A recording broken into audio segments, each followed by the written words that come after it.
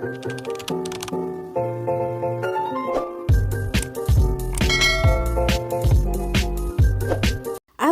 আলাইকুম। মমতার সংসার থেকে আপনাদের সবাইকে জানাচ্ছি অনেক অনেক স্বাগতম।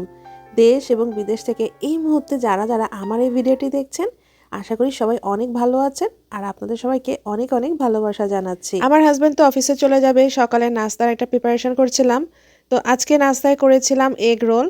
তো এর জন্য আর কি ডিমটাকে প্রথমে ভেজে নিয়েছি পেঁয়াজ মরিচ দিয়ে, তারপরে পরোটা ভেজে নিয়েছি। এরপরে পরোটার উপরে এই ডিম ভাজিটা রেখে তার উপরে কিছুটা শসা কুচি, ধনেপাতা কুচি, কাঁচামরিচ দিয়ে, পেঁয়াজ কুচি দিয়ে আর সস দিয়ে একটা রোল বানিয়ে ফেলবো।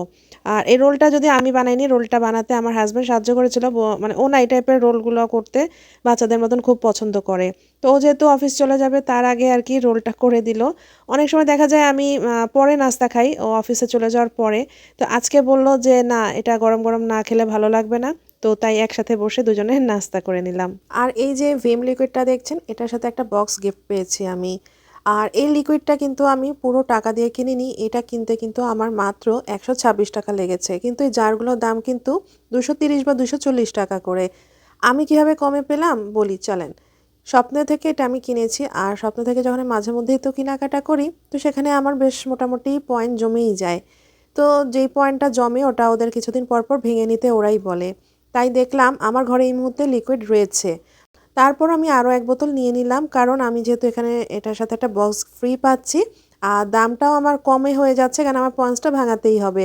আর ফ্রি পয়েন্ট দিয়ে না আমার এরকম টাইপের কিছু জিনিস কিনতে খুব ভালো লাগে। এই কারণে এই ভীমের এই লিকুইডটা আরও একটা কিনে রেখে দিলাম, কারণ সামনে রোজা আসছে, আমার এটা লাগবে। আসলে আমার মতন এরকম অনেক আপুই আছেন আমি জানি, যারা এরকম কোনো জিনিস কিনলে তার সাথে কোনো ফ্রি বক্স বা বাটি গিফট পেতে খুব পছন্দ করেন। তাই আমি যেহেতু এটা পেয়েছি আপনাদের সাথে একটু শেয়ার করে নিলাম। আমার থাম্বনেল দেখে তো অনেকেই বুঝে গিয়েছেন আজকে আমি কেন বলেছি রান্নাবিহীন একটা দিন। কারণ আজকে আমার একদমই কোনো রান্নাবান্না নেই। এই যে দেখছেন পুঁটি মাছের এটা তরকারি, এখানে দুই ধরনের তরকারি। এটা এই মুহূর্তে যেটা দেখাচ্ছি এটা হচ্ছে পেঁয়াজ আর টমেটো দিয়ে, এখন যে একটা টমেটো দিয়ে পেঁয়াজ দিয়ে একটা তেল তেলে একটা ভুনা হয় সেটা। আর আরেকটা যে ডিব্বা ওটা হচ্ছে গিয়ে মূলা দিয়ে পুঁটি মাছ। এগুলো আমার শাশুড়ি মা গতকালকে রাতে পাঠিয়ে দিয়েছে। তো এখানে অনেকগুলো তরকারি, দেখে এখানে অল্প লাগলো, এখানে অনেকগুলো মাছ, মানে 4-5 জন মিলে মনে হয় খাওয়া যাবে, এত মাছ পাঠিয়ে দিয়েছে। কারণ আমি পুঁটি মাছ খেতে পছন্দ করি। তো দুপুরবেলা আমি তো এতগুলা মাছ একা খেতে পারবো না, রাতেও এগুলা কিন্তু কন্টিনিউ করতেই হবে। আমার হাজব্যান্ড আসলে তারপর একসাথে কন্টিনিউ করব। তো আমি এই যে মূলা দিয়ে পুঁটি মাছ আর ওই যে টমেটো দিয়ে যে মাছ, এই দুটাই আর কি নিয়ে নিলাম, দেখি কোনটা ভালো লাগে। কারণ কি আমি না মূলা খুব একটা পছন্দ করি না, এই কারণে আমার শাশুড়ি মা আবার ওই টমেটো দিয়েও ওই আরেকটা মাছের ঝোল করেছিল। তো এই তো এই মাছের তরকারি দিয়ে আমি খাবো, মানে মাছেই মাছ আর কি খালি আজকে।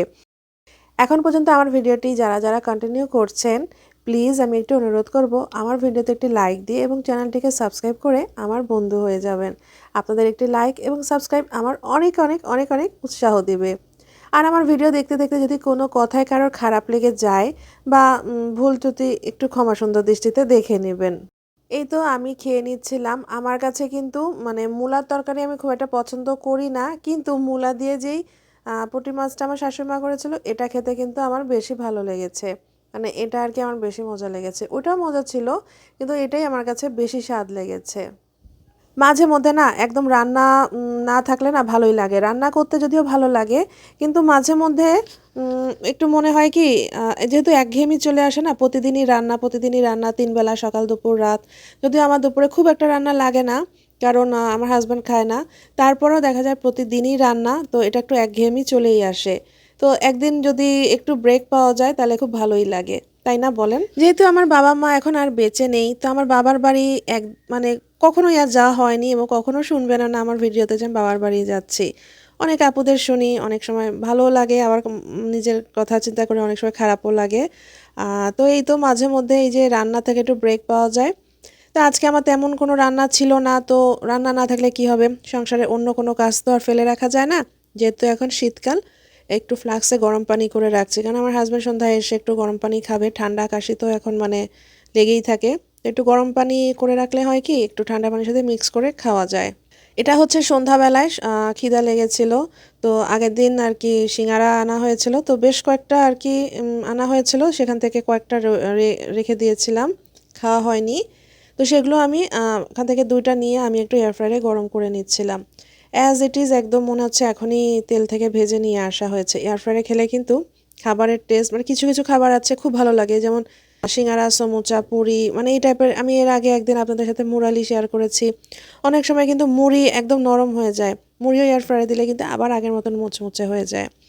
তো এই যে আমি এয়ার ফ্রায়ার থেকে সিঙ্গারাগুলো বের করে এখন একটু খাবো সন্ধ্যায়। তো এই তো আজকে তো রাতেও আমার রান্না সব আছে, তো তেমন কোনো ঝামেলা নেই। তো এই তো আপনাদের সাথে আজকে এই ছোট্ট একটি ভিডিও শেয়ার করলাম। কেমন লাগলো? ভালো লাগলে লাইক এবং সাবস্ক্রাইব দিয়ে বন্ধু হয়ে যাবেন। আজকে আমি এখানেই আপাতত বিদায় নিচ্ছি, আগামী ভিডিও দেখার আমন্ত্রণ জানিয়ে। সবাই অনেক ভালো থাকবেন। আল্লাহ হাফেজ।